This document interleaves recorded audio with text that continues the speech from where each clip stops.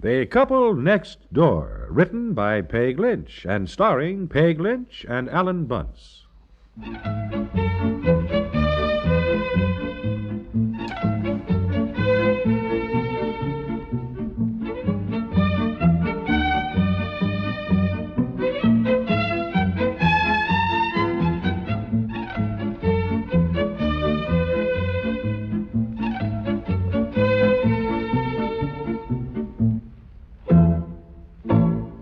Do weeknights find you trapped in the doldrums looking for a way out? Then throw aside that compass and let your sense of humor lead you straight to CBS Radio's Amos and Andy Music Hall. With all of Amos and Andy's mischievous friends on hand to entertain you 5 nights a week, and with celebrated guest stars dropping by to add to the fun, boredom takes it on the chin while you sit back and have a ball. Tonight and every Monday through Friday night, tune in our Amos and Andy Music Hall. And remember, it's yours for the listening on Saturdays in the daytime, too, over most of these same stations.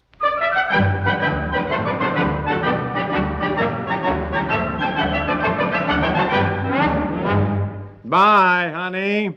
Where are you going? To lodge meeting. Oh, dear, I didn't realize you were going so soon. Well, I'd have left before, but I can't find my other glove. Oh, well, never mind. What? No, it's all right, dear. What, you want me to do something? Well, I was over at Jansen's and Paul Jr. was having trouble with his arithmetic. Neither Paul nor Ruth could do them, so I said, let me take the book home. My husband is brilliant at things like these. Well. And I just thought if you could look at the problems and see if you could figure out how to do them. What do you mean if I could figure out how to do them? Now, look, run along. I forgot your lodge meeting. No. I don't have to leave for a minute or so. Where are the problems, darling? I'll be glad to help out. Well, there's quite a few. You better take off your coat. No, darling. Just find the book. I'll have them done in no time at all. I must say, if there's one thing I was pretty darn good at in school, it was arithmetic.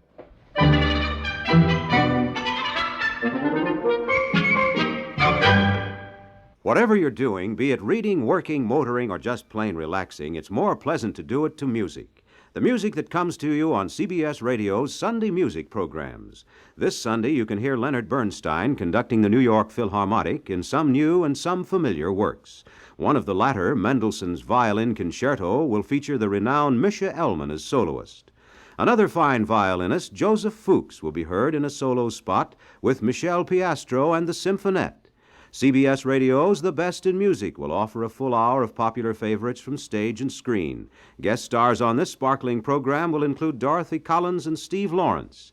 Dick Haymes will sing in the new show called For You, and the musical ministrations of Dick, Maureen Bailey, and Dorian and his orchestra are planned exclusively for your listening pleasure. You'll also want to hear the irresistible rhythms of Vincent Lopez and his orchestra, and Guy Lombardo and the Royal Canadians. Remember then, whatever you're doing, do it to music Sundays on CBS Radio.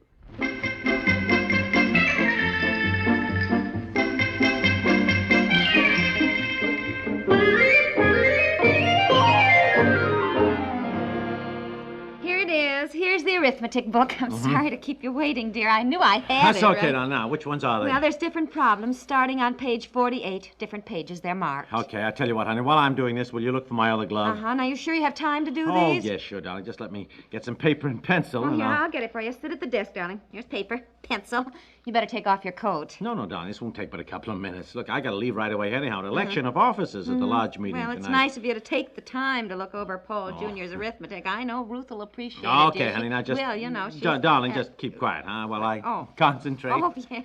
I'm sorry, dear. Then I can just whip through these. Yeah, now, sure. let's see. A boy who lives 5 miles from his school walks partway at 4 miles per hour, and then waits 6 minutes for a school bus at a certain crossroads.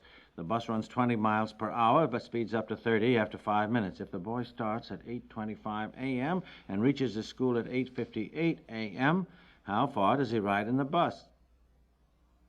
How far does he ride in the bus? I can't find your other glove, dear. Is Paul Jr. going to college now? College? Heavens, no. He's a sophomore in high school. Sophomore? Yes. I don't remember having this stuff in high school. Oh, are they hard? Oh, no. It's just a... Look, find my glove, will you? Yes, I'm looking for it, dear. Reaches his school at 8:58. How far does he ride in the bus?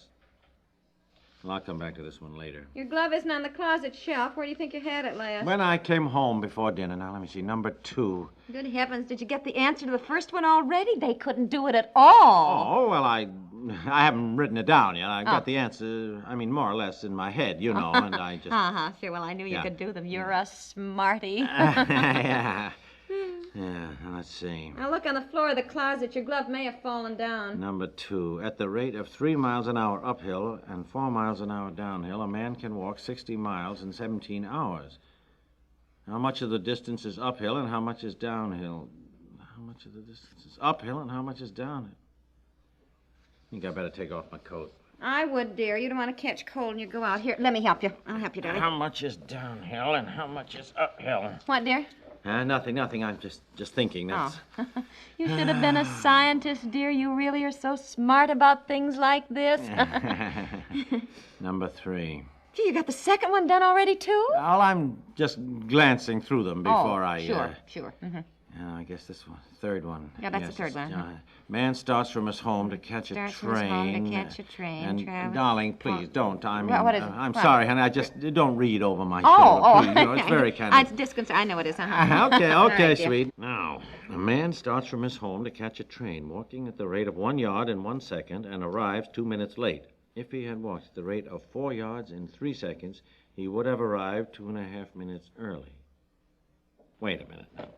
If he had walked at the rate of 4 yards in 3 seconds, he would have started 2.5 minutes early. How far is his home from the station? Hey, this is algebra. Of course it's algebra. Oh. What did you think it was? Did you find my other glove? No, not yet, dear. I'm still looking, though. You know, these problems are ridiculous. They're not going to do Paul Jr. one bit of good later on in life. Well, they'll do him a lot of good tomorrow if he hasn't done when he gets to school. Oh. How far is his home from the station? The answers aren't in the back. I wasn't... Are you looking for my glove? Yes, I am, dear. Thank I am, you. Yes. Now, linear equations. X equals the number of yards. Y equals time. X minus 1 equals X over Y. No, that's Here's your glove. All right, Here's your glove, thank dear. you. X over 3 plus 2 squared. That isn't right. Oh, look at the time. Darling, forget about them. If you can't do them, it doesn't. Can't do them because I can do them. It's just that if I'd known about it earlier, these are not hard. They're just, complicated. It's I'm funny not how used some to them. people just have minds like that, isn't it? And other people don't. I know that with me, I just never could Honey, do I it won't get with anything done it. if you're going to talk. Oh, I'm sorry. All right, It's all right, I'm sorry. darling. If he had walked at the rate of 4 yards in 3 seconds, he would have started 2.5 minutes early. How far is his home from the station?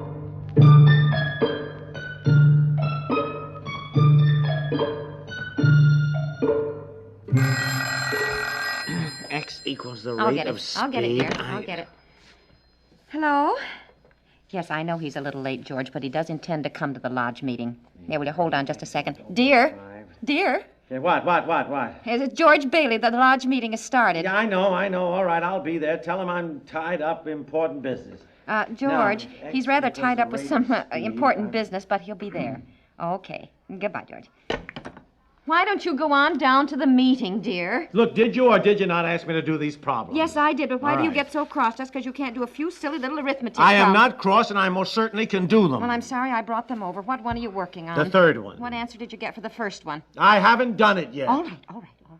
Why doesn't Paul Jr. pay attention when he's in class so he knows how to do these? Well, dear, A man starts from his home to catch a train, walking at the rate of 1 yard in 1 second, and arrives 2 minutes late.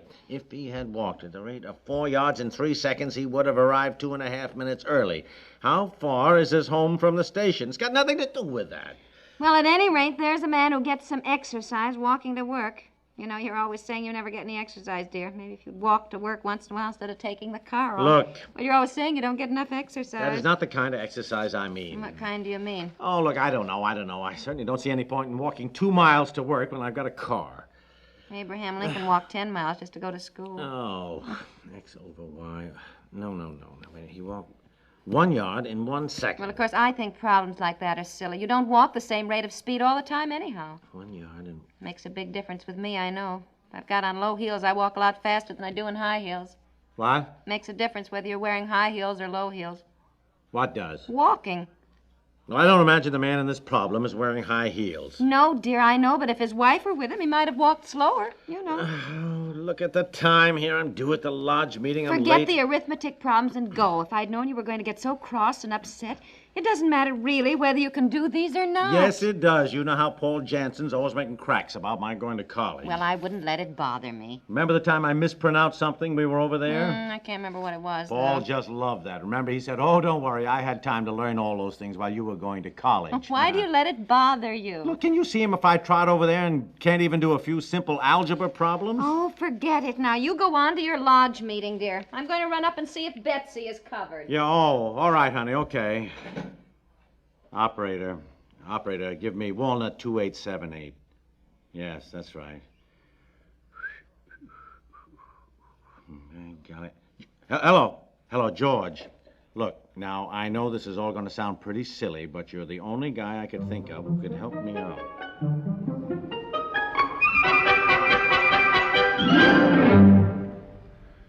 We'll return to the couple next door in just a moment. Falling off a log may be easy, but it's nowhere near as much fun as listening to CBS Radio's new Peter and Mary show. That's clearly demonstrated whenever you spend time with Peter Lindhays and Mary Healy. In their effortless way, this amiable and accomplished pair move from humor to song and back again with no difficulty whatsoever. And when it comes to playing host to an interesting or talented guest, their friendly informality puts even the most celebrated people at their ease. Join Peter and Mary on most of these same stations each weekday. Meet their friends.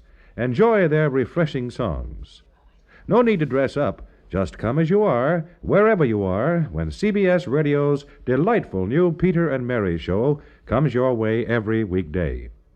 What could be easier? What could be as much fun as that?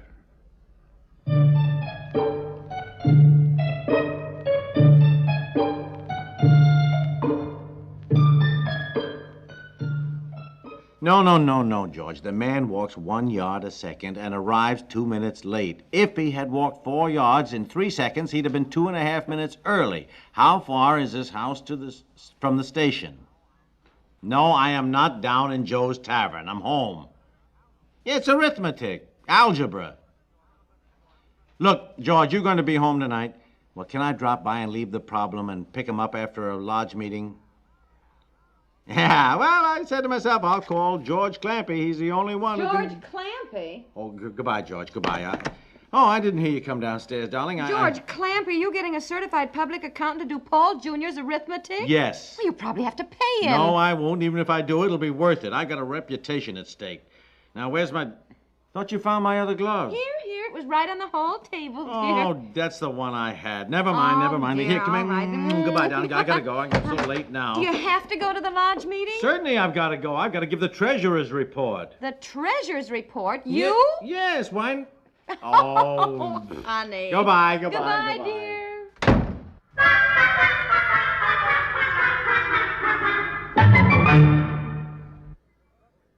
Sunday, when most of these same stations bring you suspense, somebody else finds out what it's like to be in a real jam, discovers what a potent force his own fear can be, and stakes his very existence on his ability to control his emotions and use his intelligence.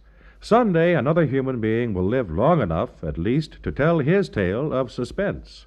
But whether or not he lives longer cannot be determined in advance, and therein lies the suspense.